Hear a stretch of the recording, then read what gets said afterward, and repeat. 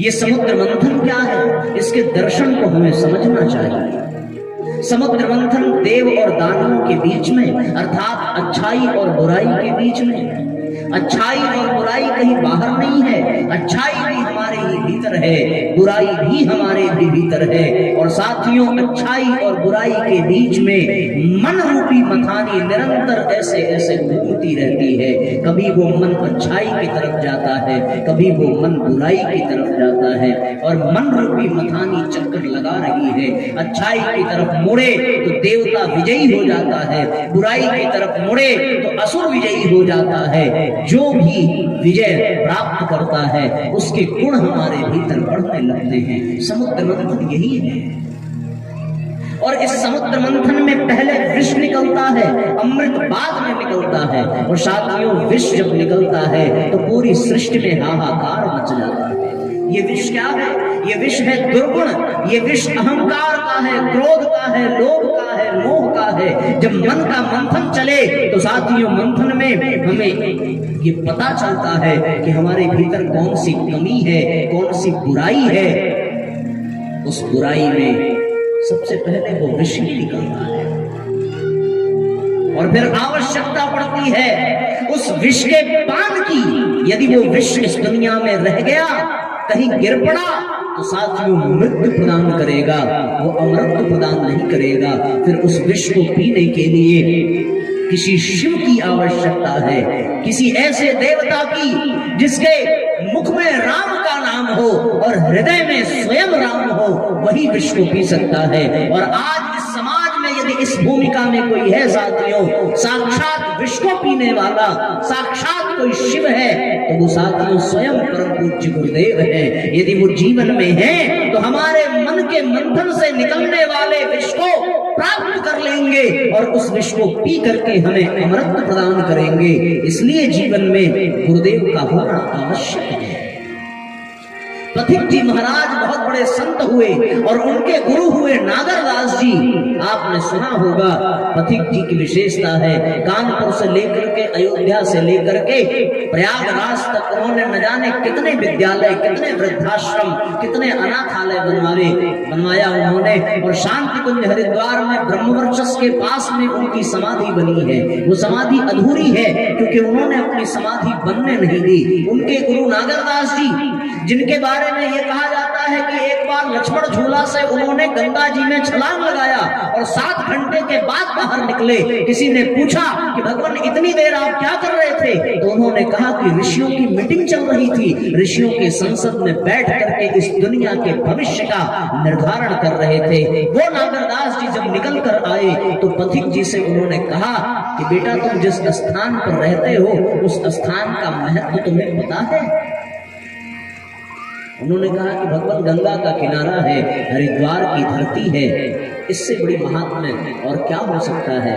उन्होंने कहा सिर्फ इतना महात्म्य नहीं है, आज इस समय जहां तुम रहते हो वहां शांति कुंज है। और यदि किसी एक भी शरीर में ब्रह्मा विष्णु महेश को साक्षात देखना हो, एक साथ देखना हो, तो शांति कुंज चले जाना और वहां जाकर के वेद मूर्ति तपोनिष्ठ पंडित श्री राम शर्मा आचार्य का दर्शन करके आना, क्योंकि आज ब्रह्मा विष्णु महेश साक्षात उनके रूप में इस धरती पर विचर रहे हैं। तो जीवन में कोई ऐसा शिव होना चाहिए जो हमारे विष का पान कर सके, जो हमें विष के भय से मुक्त कर सके। और ये विष कोई पदार्थ है ऐसी बात कम समझ में आती है। ये विष दुर्गुण है। कौन से दुर्गुण? वही अहंकार जिसके कारण हम अपना विनाश कर लेते हैं, वही क्रोध जिसके कारण हमारी बुद्धि भ्रमित हो जाती है, वही लोभ जिसके कारण हम परम स्वार्थी बन जाते हैं, वही मोह जिसके कारण हम दलदल में जकड़े रहते हैं, जंजीरों में फंसे रहते हैं, वही वासना, वही तृष्णा, वही अहंता जिसके कारण पुनरपि जननम पुनरपि मरणम पुनरपि जननी जठरे शयनम, बार बार इस दुनिया में आना पड़ता है, बार बार माँ की गर्भ को माध्यम बनाना पड़ता है। क्यों? सिर्फ इसलिए कि वो विष हमारे जीवन में है। उस विष को निकालने के लिए कोई शिव चाहिए, तो जीवन में ब्रह्म गुरुदेव होना चाहिए। जीवन में गुरु का स्थान, बिना गुरु के जीवन व्यर्थ हो जाता है, नर्क बन जाता है। समाप्त हो जाता है। क्यों? क्योंकि जब जब मंथन होगा और जब जब विष निकलेगा तब तब जरूरत पड़ेगी। गुरुर ब्रह्मा गुरुर विष्णु गुरुर्देवो महेश्वर। गुरु ही महेश्वर है, गुरु साक्षात शिव है। मुझे याद आती है एक और घटना।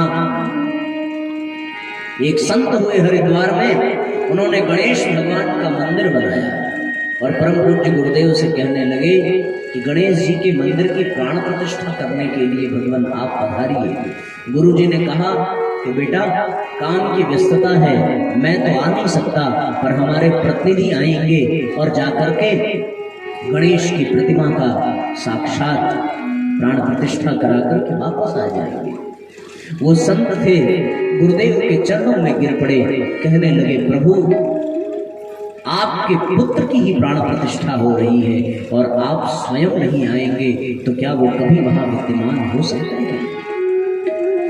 विलाप करते हुए जब ये शब्द कहा तो परम पूज्य गुरुदेव मुस्कुरा करके कहने लगे कि अच्छी बात है, मैं आऊंगा, आकर के प्राण प्रतिष्ठा करूंगा। साक्षात शिव के अवतार भगवान शिव के तरीके से उन्होंने भी समाज की विष को पिया है और समाज को विष के भय से मुक्त किया है। इस समाज में दहेज विष के रूप में उभर करके आया, इस समाज में व्यसन विष के रूप में उभर करके आया, इस समाज में नारियों पर अत्याचार, नारियों को जलाना, नारियों को मिटाना, प्रताड़ित करना, हिंसा करना, यही तो विष था इस समाज का। इस समाज में आध्यात्म के नाम पर पाखंड था, इस समाज में ब्राह्मणत्व के नाम पर छलावा था, सच्चाई नहीं थी। ऐसे समय में परम पूज्य गुरुदेव इस दुनिया में आए और समाज के विष को उन्होंने पिया है और पी करके समाज को इन कुरीतियों से मुक्त किया है और आज उसका प्रमाण, उसका पारितोषिक गायत्री परिवार को मिल रहा है। साथियों, ये गुरुदेव की विशेषता है, साक्षात शिव है, इसको कहने में कोई अतिशयोक्ति नहीं है।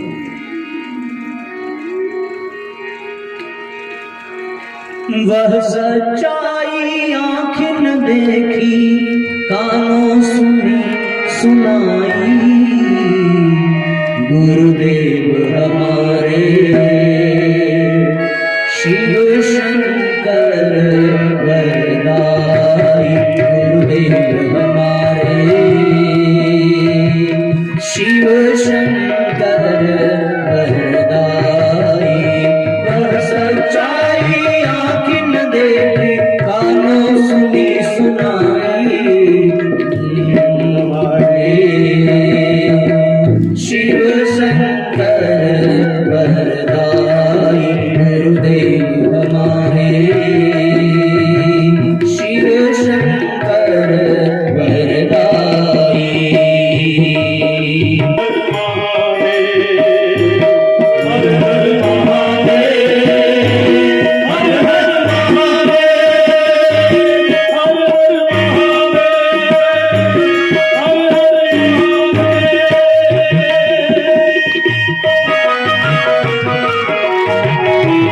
एक साथ तालियां बजाते हुए, एक साथ रघुनाथ हुए।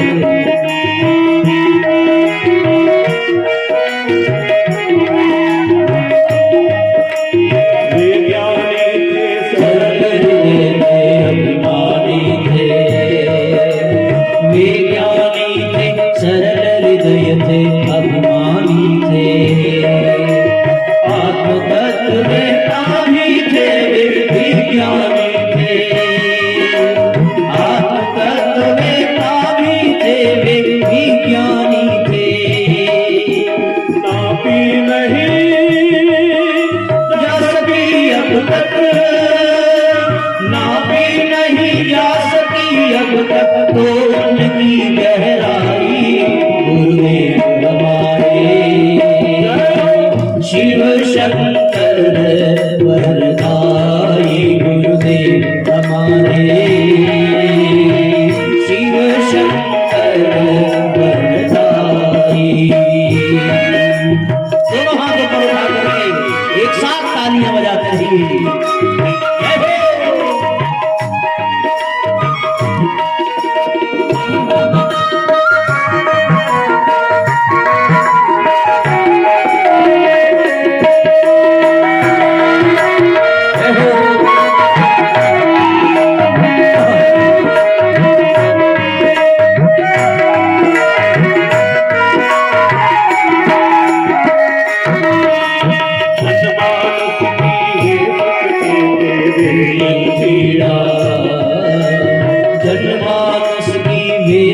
बसे थे मन पीड़ा। असुर नाश का उनने स्वयं उठाया बीड़ा। असुर नाश का उनने स्वयं उठाया बीड़ा। सब वेदना जग की भीतर, विषम वेदना जग की भीतर उनने स्वयं बचाई। गुरुदेव हमारे शिव शंकर वरदाई। गुरुदेव हमारे शिव शंकर वरदाई।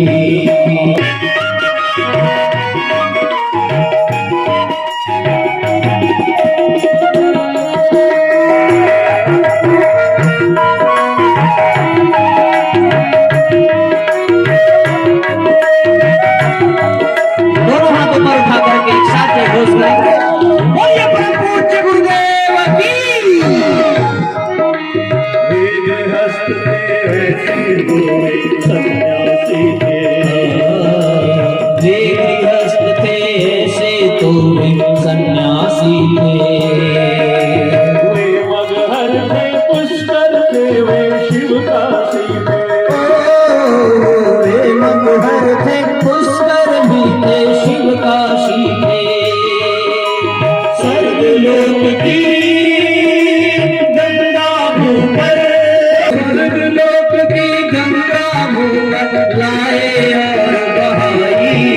गुरुदेव हमारे शिव शंकर वरदाई। गुरुदेव हमारे शिव शंकर वरदाई। आँखें न देखी वह सच्चाई, आँखें न देखी कानों सुनी सुनाई।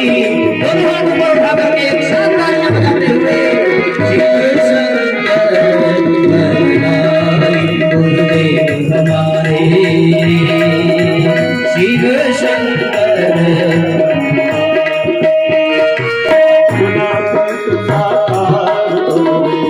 विकार थे।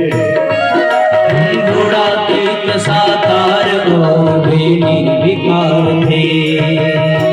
वे प्राकृत थे दिव्य ज्योति थे निराकार थे। वे प्राकृत थे दिव्य ज्योति थे निराकार थे। महाकाल बन काल कूट की, महाकाल बन काल कूट की, महाकाल बन काल कूट की सबको सुधा पिलाई। गुरुदेव हमारे शिव शंकर वरदाई। गुरुदेव हमारे शिव शंकर वरदाई।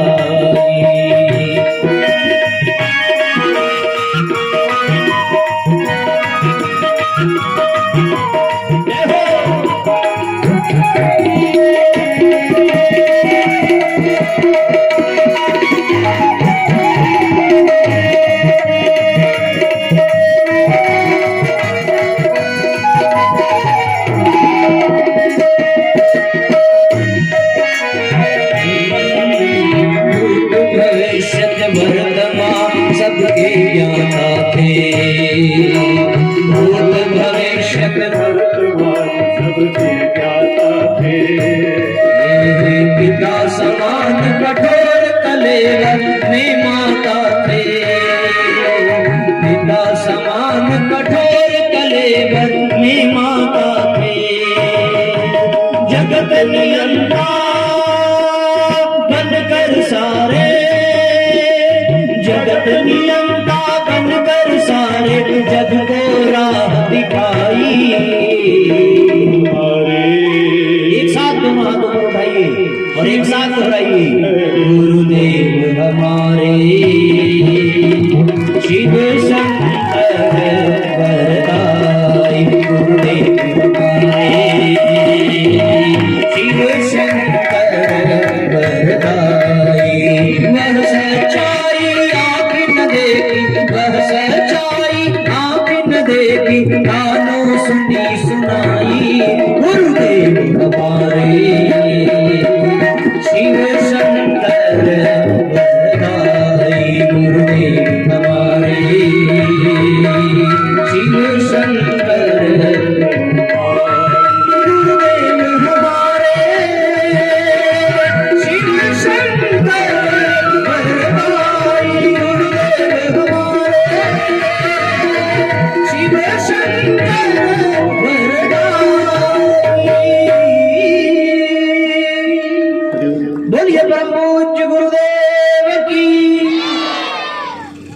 गुरुदेव हमारे शिव शंकर वरदाई। ऐसा गुरु जो शिव की साक्षात प्रतिमूर्ति हो, उसका जीवन में होना आवश्यक है, जिससे कि हमारे जीवन में मंथन से उत्पन्न होने वाले उस विष का वो पान कर सके और हमें विष की भय से मुक्त करा सके। ऐसा गुरु बड़े भाग्य से जीवन में मिलता है साथियों। हम लोग समझ नहीं पाते, कुछ चीजें इस दुनिया में घटित होती हैं और हमें उनका आभास नहीं होता, तो हम लोग उसके ज्ञान से वंचित रह जाते हैं। ये सत्य है कि ये धरती घूम रही है, पर हमें आभास नहीं होता, तो हम उस पर विश्वास सहजता से कर नहीं पाते। लेकिन साक्षात शिव इस दुनिया में आया, साक्षात नारायण इस दुनिया में आए, हम सबके गुरु बन करके हम सबके जीवन के विष को पीने के लिए, हमारे जीवन में अमृत के बीज बोने के लिए, हमारे जीवन की समस्याओं को मिटाने के लिए हम लोग पहचान नहीं पाते। राम किंकर महाराज की कथा चल रही थी हरिद्वार में। राम किंकर जी की कथा के बारे में आप लोगों ने सुना भी होगा। अद्भुत संत थे, अद्भुत कथावाचक थे। उनकी कथा शैली को देख करके हम लोग सीखते हैं। हरिद्वार में जब उनकी कथा थी तो परम पूज्य गुरुदेव ने अपने साथियों को, शिष्यों को बुलाया और कहने लगे कि चलो तुम्हें आज राम किंकर जी की कथा सुनाते हैं, उनसे तुम लोग सीख पाओगे कि कथा की शैली क्या होती है, किस तरीके से कथा कहनी चाहिए। और जब वहां पर परम पूज्य गुरुदेव पहुंचे तो राम किंकर महाराज व्यासपीठ से उठ करके नीचे आए, आकर के गुरु जी को प्रणाम किया और गुरुदेव से प्रार्थना की कि आप मंच पर आकर के विराजें। गुरुदेव ने कहा कि आज हम कथा कहने नहीं, कथा सुनने आए हैं, आप अपनी जिम्मेदारी निभाइए। और राम किंकर महाराज ने कथा प्रारंभ करने से पहले कहा, बहुत बड़ी बात साथियों, जिसको हमारा हृदय संभवतः स्वीकार नहीं करता हो, पर उन्होंने कहा कि हम जिनकी कथा कहने जा रहे हैं, आज साक्षात वो हमारे सामने बैठे हैं, उनकी कथा आज हम सब आपको सुनाने जा रहे हैं। स्वयं गुरुदेव राम के अवतार थे, स्वयं गुरुदेव कृष्ण के अवतार थे। जिन्होंने पहचान लिया उनका जीवन धन्य बन गया, पर जो पहचान न सके उनका जीवन यूं ही गुजर जाता है। इसी तरीके से मां आनंदमयी की कथा आती है। मां आनंदमयी हरिद्वार के कनखल क्षेत्र में रहती थी। आपने उनके बारे में भी पढ़ा होगा, जिनको संत समाज में रुचि होगी वो जानते होंगे, सुना होगा उन्होंने। मां आनंदमयी ने कनखल क्षेत्र में अपना आश्रम बनाया था और उन्होंने एक बहुत बड़ा अनुष्ठान किया था। अनुष्ठान के बाद गुरुदेव माता जी को उन्होंने बुलाया अपने घर भोजन कराने के लिए। और आप विश्वास न करें, गुरुदेव माता जी रिक्शे से उनके घर पहुंचे, अपने आश्रम में गुरुजी माता जी को बिठाया और बिठा करके उन्होंने वही पेड़ से बेर तोड़ करके रखा और उसको चख करके रखा। झूठे पैर गुरुदेव के सामने परोसते हुए कहा कि भगवान, पिछली बार तो आप अपने भाई के साथ आए थे, इस बार आपने कृपा की है और स्वयं माता जी के साथ पधारे हैं। एक बार फिर से इस कुटिया में बेर को स्वीकार करिए और बेर को स्वीकार करके मेरे जीवन को पुनः धन्य करिए। गुरुदेव ने मुस्कुराते हुए वही झूठे पैर खाए थे और मां आनंदमयी को पुनः एक बार कृतार्थ किया था, शबरी को पुनः कृतार्थ किया था। इन प्रसंगों पर संभवतः विश्वास न होता और वास्तव में सच्चाई को कोई बदल नहीं सकता। परमात्मा यदा यदा ही धर्मस्य के उद्घोषणा को पूर्ण करने के लिए समय समय पर इस दुनिया में बार बार आता है और आकर के चला जाता है। लोग उसे पहचान नहीं पाते, समय बीत जाने पर हम भगवान को पहचान लेंगे। ये गुरुदेव की विशेषता। तो जीवन में गुरु होना चाहिए। यदि मस्तक देने पर भी गुरु प्राप्त हो जाए तो साथियों मस्तक कटा देना चाहिए और जीवन में गुरु का वर्ण करना चाहिए। शिव रूपी गुरु जीवन में हो तो जीवन के विष को वो पी लेता है, हमारे जीवन को संरक्षित कर देता है, सुरक्षित कर देता है।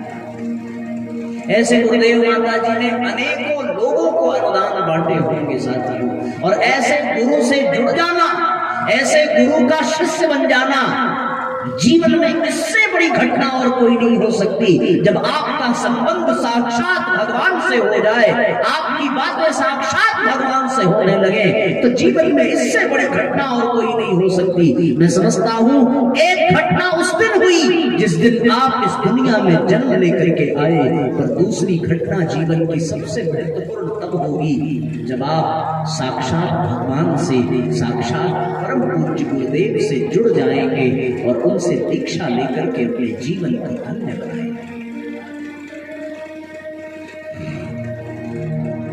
आपने देवराहा बाबा के बारे में सुना होगा। देवराहा बाबा हरिद्वार में ही उनका एक कार्यक्रम था और उन्होंने घोषणा की थी कि वो दीक्षा देंगे। उससे दीक्षा लेने के लिए हजारों लाखों लोग पहुंचे हुए थे। शांतिवन से भी लोग निकल करके उनके दीक्षा संस्कार में पहुंचे। उन्होंने हाथ से इशारा करते हुए कहा था कि भैया आप वहां से उठ जाओ, माता जी आप वहां से उठ जाओ, दीदी आप वहां से उठ जाओ और आप लोग उठ करके यहां से निकल जाओ। लोगों ने पूछा क्या हो गया भाई, इन लोगों से क्या गलती हो गई जो इनको हटा रहे हैं। देवराहा बाबा ने कहा कि ये वे लोग हैं जिन्होंने आचार्य श्री राम से दीक्षा ली है और इनका खाता स्वयं श्री राम के यहाँ चलता है, इन्हें हमारे दीक्षा की आवश्यकता नहीं। जिनसे इन्होंने दीक्षा ली है उनका भी मैं प्रातः उगते हुए सूर्य में दर्शन करता हूँ, वो मेरे राम हैं, मेरे भगवान हैं। और उनसे जब दीक्षा ले ली, उनके यहाँ खाता चलने लगा, तो किसी और देवराहा बाबा की इस दुनिया में जरूरत नहीं है। परम पूज्य गुरुदेव ने 2 जून को शरीर छोड़ा था और जब ये बात देवराहा बाबा को पता चली तो उन्होंने कहा कि जब इस धरती पर मेरे राम भी नहीं रहे, मेरी आत्मा ही चली गई, तो फिर अब ये शरीर किस काम का।